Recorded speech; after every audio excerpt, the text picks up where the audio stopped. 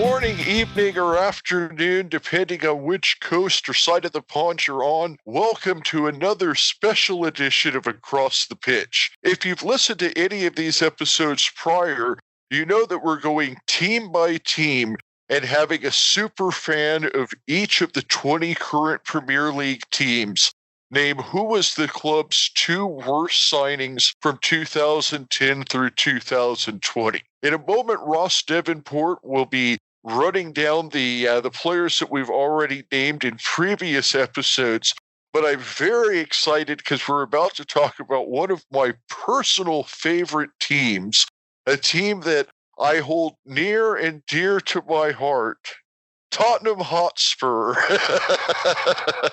And we have sensitive to sarcasm there, Phil. We have Jay O'Rourke, who has been kind enough to come on the show, even though he was warned ahead of time that I'm a bit of an Arsenal guy. And we went to the pub, we had a beer together, decided that football fans are football fans, and now let's talk some football here. Welcome to the show, Jay. It's a pleasure to have you on. It's great being here, guys. Thank you. And Ross, like I said, we've recorded 4 shows now, so this is going to be our 5th team. We started out with your picks for AFC Bournemouth. We had David Walker on for Manchester City. We had Tony on for Burnley. And then we had Greg on for Manchester United. So we have 8 of the 40 players selected so far. Do you want to just run down and remind folks who those 8 are that we've named off so far? Of course, as you said, Phil, number 1 in our hearts and obviously in the alphabetical Premier League list is AFC Bournemouth, when I discussed Jordan Ibe and Lee Tomlin. For Manchester City, we had Wilfred Boney and Eliaquim Mangala. For Burnley, Lucas Djukovic and Ben Gibson. For Manchester United, we had Angel, I'm going to work on my pronunciation, Angel Di Maria and Bebe. Those are some terrible signings, without a doubt. I mean, we're already up to like £100 million in wasted signings, and we're only through 4 teams. Now, Tottenham has had one of their most successful stints in history. They finished ahead of Arsenal 2 years in a row, which we won't talk about any more than just that one time. They made it all the way to the Champions League final last year. But over the last 10 years, we found that no matter how successful a team has been, there's still been some bad signings. And I'm sure for every Harry Kane and Son out there's been a dud or two for the Spurs. And that's what we have Jay on here for. So Jay, we've been kind of starting off by, who's your surefire straight through to the first round proper at the bracket worst signing that the Spurs have made since 2010? Well, what's interesting about the Spurs last decade of transfers, there's been a bunch of really great transfer business. There's been a bunch of flops, some even comical, but 2 truly stand out because of the impact it had on the team, where the team finished, and maybe the longer term prospects of the squad itself. But my biggest flop is Vincent Janssen, the young Dutchman who now is plying his trade in Mexico, of all places. You don't hear a lot of Dutchmen end up in Mexico, at least not playing football. So, I mean, the biggest reason I lean towards Janssen is because the last couple of seasons, the maybe outside of central midfield, which well-documented problems with the squad, backup or cover for Harry Kane has been just an absolute, just utter necessity. And bringing Janssen in for a fair amount of money after a blinder of a season in Alkmaar, it's like, hey, this is a guy that can spell Kane, give him some minutes to rest, maybe take the entire cup, schedules off of Kane's plate, outside the Champions League, and then just, hey, maybe we can have a fit, healthy, rare to go 100% Harry Kane all year, which hasn't happened. And this guy just fell flat on his face, basically. Yeah, he was great at AZ, but he was very young when he signed. Was that probably the major problem that resulted in his struggles back then at White Hart Lane to begin with? But Jay, what do you think was the major issue with Janssen? Was his age, or just didn't fit in with the system, or I think it's a combination of a couple things, but it can't go without saying that the Dutch goal scoring records sometimes are not accurate. And Janssen came out of nowhere, ends up in Alkmaar from a lower division Dutch squad, and scores 27 and 34, something like that. Had a great season in the Eredivisie, and then so it's like, oh, this guy looks like a bargain. He's on the radar of the Dutch national team. So he's 21. He wasn't a huge investment for the money, even though it was over 20 million, in 3-4 years ago. 20 million, it's not what it was, 10 years ago. So it's like, okay, this is a solid investment in a young attacker who scored almost a goal a game, in a top division, an attacking team. And it's like, hey, this guy could just be the guy, just come in, get in the system. Pochettino at that point had been working wonders with almost everybody he inherited in the squad, in my opinion. Yeah. Like, bring this guy in, get him going, score a couple here and there, and let Harry Kane rest when necessary, and it would just be easy. And it turns out that he was slow. He was totally off the pace, not a great combiner, which we know Harry Kane is excellent at that. But he couldn't finish. He couldn't get involved. He just couldn't do anything. Yeah, as you mentioned, now playing his trade in Mexico, not exactly where, he's not old by any means at this point. It's not somewhere where you normally see Europeans of his age, an ability going to play. So it's an interesting situation he's found himself in now. Yeah, he's 25, he's got 17 Dutch caps and 7 goals. I mean, 7 and 17 is no slouch international scoring record. So somebody somewhere had him clicking at, some moments or others. So I don't know if it's systematic, if he's just a Dutch guy and you play at that level and in a Dutch system and, you're just getting on the end and where the service is. And that didn't translate to England. But it's not translating in Mexico right now either. I don't think he's barely playing there, only a few appearances. But he just basically moved there. Yeah, that is interesting. I mean, this isn't a guy that, is coming from the third division of Portugal, like we talked about in a prior episode. I mean, this is a guy that, is playing for one of the most renowned national teams, even if they didn't make the last World Cup. The Eredivisie, I would say most people would probably rank it about 6th in Europe after France. So, I mean, it's a top-tier league. I mean, certainly you would think a guy with that kind of a resume would be worth 21 million. Sure. I mean, there's a few very high-profile flops that have scored a ton of goals in the Netherlands as well when they came to England. Afonso Alves, Josie Altidore, to name a couple of easy ones. But, Altidore also came from a high-scoring Alkmaar team and then flopped in England. So maybe there's something with that system running right into England, not translating. Altidore is a guy who would only be healthy every other year or two, or maybe once every 3 years even. Yeah, but I totally agree with that. But I think at that point in time, we didn't know that yet. But that has come to light. But like Janssen, he scored 1 goal in the run of play in the Premier League in 31 appearances and had 1 penalty, 2 assists. So, that is just not that's just not up to snuff. Not for a team in the last 4 seasons that has been title contending, top 4 solidified Champions League finalist type of a team. Look, if this was 15 years ago and this is a Spurs that's happy in the top half, that's always pushing for that, 4th, but maybe it's every 1 or 2 years. And this is a squad filler. Okay, maybe you can give them a break. But when you're looking at being an upper echelon permanent fixture in the top 4 and you come in with a lot of hype, a fair amount of money, and you score 1 goal in a run of play in the Premier League, you're the biggest flop ever in the decade. Oh, yeah. I mean, you're talking, he said 21 million, 1 goal, 2 assists. That's 7 million per goal involvement. I mean, he got 3 David Luiz's for that. The inside joke, but not something we were talking about earlier. Yeah, I mean, with the money, sometimes when you look at these things and comparing in the different eras, even the first half of the decade compared to, let's say 2016 to the present day, 25 million is a different thing. 25 million in 2015 or 16 is a lot of money, but not that huge of an expenditure for a top 4 club in England. But, my second pick is roughly the same transfer, spend, but coming from a top tier league, La Liga. Who is the second pick? Let's go ahead and move on to the second pick. And who was that? Was this the one that maybe a little more debate, or did you just really have two guys that were clear cut as soon as you heard the question?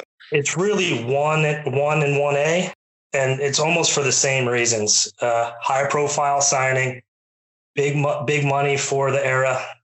In fact, he was a record signing, at least for a couple of weeks before he was followed up by another signing, but Roberto Soldado, who was one of the 7 players brought in with the Gareth Bale windfall. And he scored over 100 goals in La Liga in his career. That includes since being at Spurs, but this is a guy that with a high profile Spanish national appearances and goals, tons of goals via Real Valencia, comes to Spurs and scores.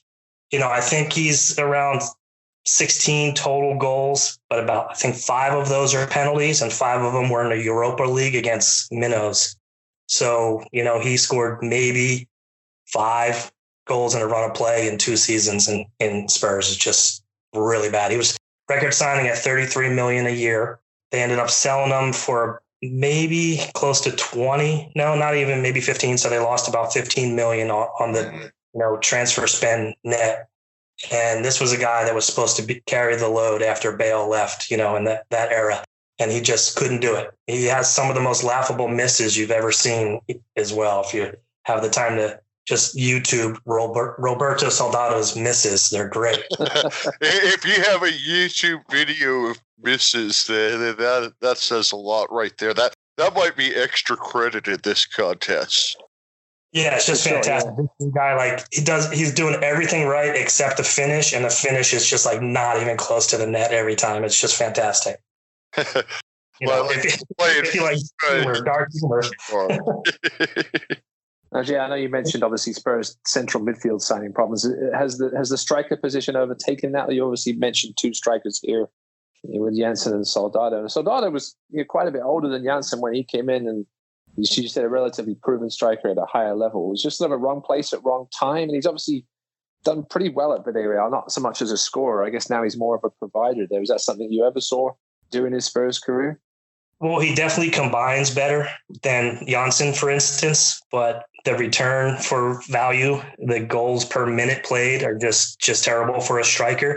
And at least when Bale left, Bale carried a bunch of the goal scoring in that era. And they get all this money to spend on attackers to fill this void. And they bring in a guy that looks great on paper, great record. And then he just couldn't hit the net, couldn't hit the frame. He could take a decent penalty, but how often is that going to get you anywhere? So I think that striker stands out as bigger flops for me because goal scoring is a premium. You can oftentimes strategize around whether tactically or just putting numbers in central midfield a lot of times. And Pochettino was a master at it for the last season and a half, really since Dembele really fell off and couldn't really compete and then left, obviously. Central midfield, you can scheme around and tactically account for, glaring holes. But if your striker can't score, you're in serious trouble. Yeah, you've got to have that finisher. Yeah, I mean, Soldado, from what I've read, he's admitted to, his head wasn't in the right place when he showed up at Spurs. And there was, I guess the manager changed, I think just after he got there, right? Or within a year or so after him arriving. And then, now you've got Eriksson leaving, due to, it seems like he had some, as an older guy, but his head wasn't in the game as well. It's one of these things, especially when you get them from the continental side of things, you worry when they come in about adjusting to the Premier League life and life in England as opposed to the continent.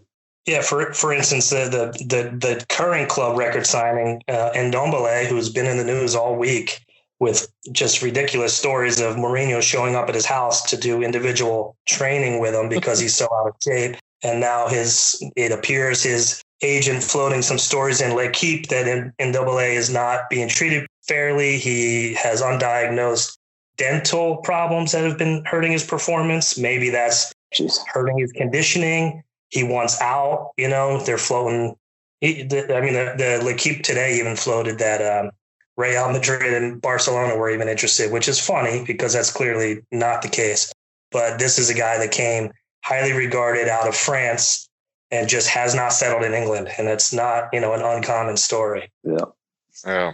All right. Well, I think that the one thing that we probably need to think about doing, Ross, is maybe making together a chart of how much each guy signed for, how much they sold for, so that we can maybe put out some graphics on net losses and things like that. Because I think just the numbers alone on these guys versus the production and then the lack of return when they were sold is probably going to put them pretty solidly in the lineup. Yeah, for sure. I mean, Jay, who are some of the other honorable mentions you had considered other than these two? Yeah, so one of the things, and just going back to that point you just made, Phil, they did the net spend or the net loss on some of these transfers. I mean, some of them are just going to be horrific, like just off the top of my head. Like, I don't know if he's going to make the list, but like Torres at Chelsea and so on, when these outlays of money. But, Soldado and Janssen both were like 10 to 15 million loss on the transfer market and did nothing while they were here. So it's like it hurts everything, your books, and it hurts, the on-field product. But honorable mentions also sort of losses in the transfer dealings, but both, I kind of call them the apostrophe brothers, which is funny because I have an apostrophe in my name, but mine starts with an O and these start with an N. But both George Kevin and Kudu and Clinton Njai, this sort of speed merchant French sort of playmaking wingers, or came from the French league, not necessarily French national, but both of them came in at pretty much double-digit millions, like 10 million, 12 million range. Barely featured, if at all. Barely scored, barely had a goal involvement. Went out on loan or just didn't even make game day squads for a couple seasons, then finally got shipped back out. One came from Lyon. The other one came from Marseille, high-profile French teams, good production, double-digit goals by Nkudu specifically, and then couldn't break through at all, and then just got shipped out really with little to no fanfare. So those are some honorable mentions, but because the initial spend and maybe the expectations were lower, I didn't think they raised, high enough to make the full, argument. And then I have two that one of them is just totally comedy, like Bongani Kumalo, who was a center back out of South Africa, even captained the South African national team at one point and featured in the 2010 World Cup for them. He basically came in, Redknapp was in charge at the time, but it was right about when he was leaving. And he never featured for Spurs ever. In like 5 seasons he was on the books. He ended up going out on loan. He went on loan for everyone. Like he was at Colchester, I think Preston, lower league, all the way down, I think even to League Two. He made some appearances, 5 years, never made an appearance for Spurs, but really no expectations, no real money spent on the guy. So I didn't think it equated to the biggest flops, And then Paulinho, who a lot of fans today maybe look back and think he was a huge flop. But when I was looking into him, I was like, Paulinho, he didn't really impress. He was supposed to be this monster sort of all-action Brazilian midfielder. He comes in, he's fine. He's involved. He gets plenty of minutes. But and then he sort of left to little no fanfare and everyone thinking, he didn't really, he didn't really pan out. Then he disappeared to China, comes back in and plays a full season with Barcelona, scores 9 goals and all this stuff. So it was pretty funny. He was on Barcelona in 2017. So for Spurs fans, it was pretty funny. It's like they plucked Paulinho out of China and he came in and he actually played and made like 40 appearances. But when I look back on his Spurs career, he played about the same number of minutes as Soldado. This is a central midfielder. He had 10 goals in the run of play. So this is a midfielder with decent product that maybe looking back on was not a world beater that maybe was expected, the next great Brazilian midfielder or something like that. But, he far outperformed Janssen and Soldado. So looking back in all those, it was easy for me to just sort of settle on the two. But I can't go through this without mentioning that Paulinho was probably a huge disappointment in most Spurs fans' eyes. Yeah, I think that's definitely something, is that sometimes when you have a guy that has big expectations and, maybe a big transfer fee, and then they come in and they're good, but they're never great, then you tend to sometimes be harder on them than somebody that maybe even came in and performed less at lesser expectations. I think a guy like Mustafi at Arsenal, I mean, at the end of the day, has he really been a horrible player? No, but he hasn't been a $35 million player. So, I mean, I think that the weight of expectation really does play into a lot of how we rate these guys ultimately. Yeah, absolutely. And there's one last guy that I would mention as an honorable mention, and this is probably controversial and not trying to troll anybody, but I honestly believe in a way that Eric Lamela is a huge flop. I mentioned when mentioning Soldado that Soldado was a record signing, but only for a brief period. That's because Lamela then became the record signing just a short while after. Also part of the players brought in with the bail money. Eric Lamela has been hurt. I mean, I'm going to say 60 to 70% of the time that he's been with Spurs. He cost over $36 million, I think, at the time.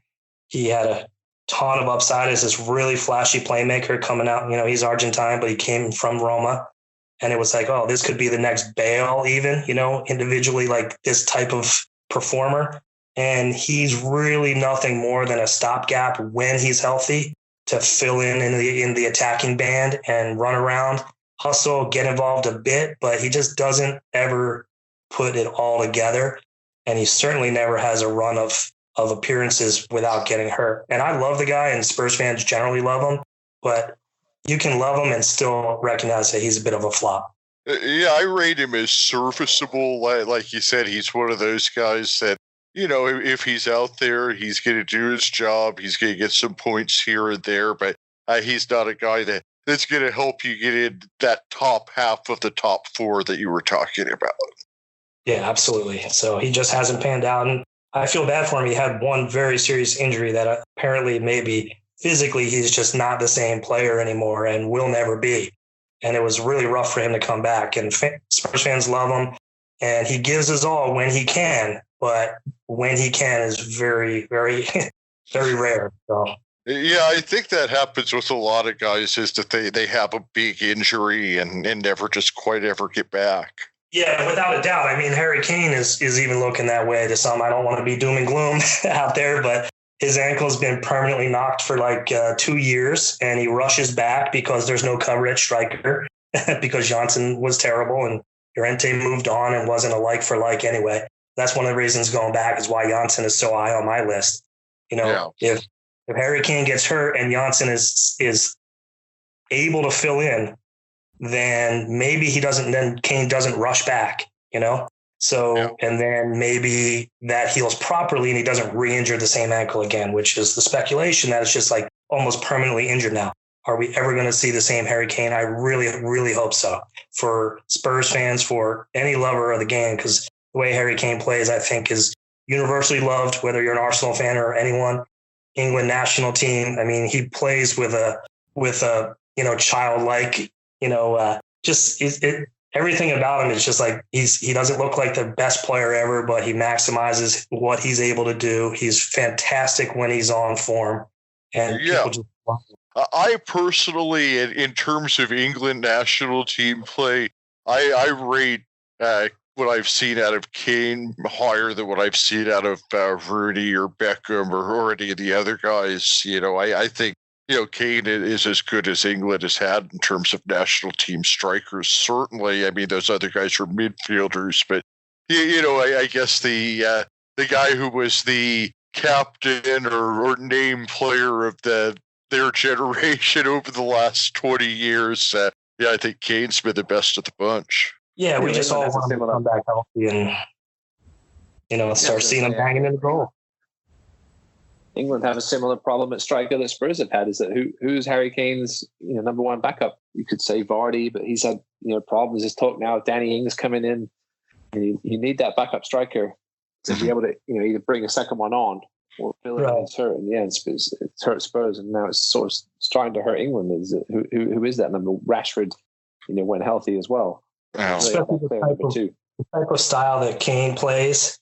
it's very hard to replicate. So even when you have a healthy Vardy, they don't do the same thing. It's very hard to just plug and play. You have somebody with Kane's, all around skill set. So of course, it's every team in the world would be begging, to find two people with Harry Kane's skill set. So it's not the worst problem in the world to have, I guess. Just having one Harry Kane. Finding the second one is very difficult. Yeah, very true. All right. Well, Jay, I really appreciate you coming on, and I think we've got two more solid bad signings added to the list. That brings us up to 10 now, right, Ross? Yep. Sorry, there's another two that could definitely be featured in that Elite Eight. Probably the strongest two we've had so far, I think, as a pairing. Yeah, definitely. I agree with your assessment of 1 and 1A. And thank you for coming on, Jay, and Ross. Thank you. We will speak again shortly, and thank you, everybody, for listening. That was a lot of fun, guys. Thank you. Yeah, thanks, Jay. Cheers, mate. Cheers. Cheers.